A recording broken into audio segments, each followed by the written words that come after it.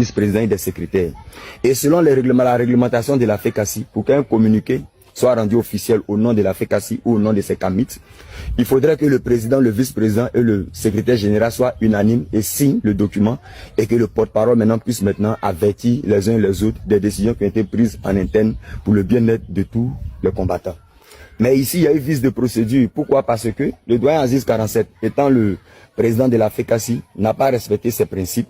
Et du coup, au lieu de l'objectif que la fédération s'est fixé, je vois que quelque part, c'est en lieu et place de l'objectif. On a plus place à des défis. Voilà, des défis. Et vraiment, le combat n'en a pas besoin. Et on se demandera, mais toi, Amonra, c'est en qualité de qui ou de quoi que tu dis que la FECACI est dissous? Oui, je la dissous pour un moment. Voilà, je la dissous. Pourquoi? Je parle ici en tant que cofondateur.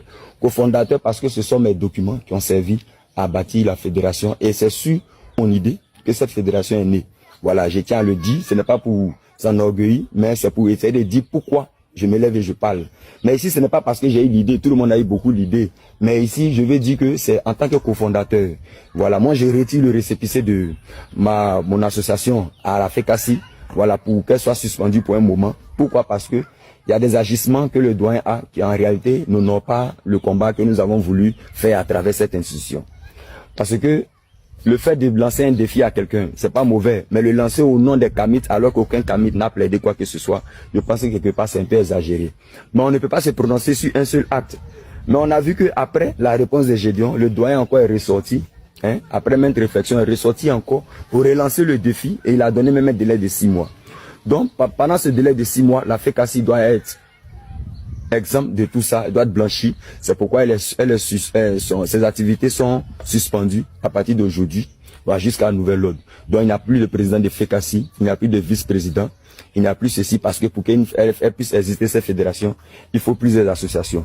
Ne le prenez pas en mal, ne pensez, ça n'a rien à voir avec le combat, mais toujours est-il qu'on ne fait que, au fur et à mesure, en fonction des expériences vécues, donner un peu plus d'élan au combat, donner un peu plus de sagesse. Et c'est pour cela que nous avons voulu prendre le recul.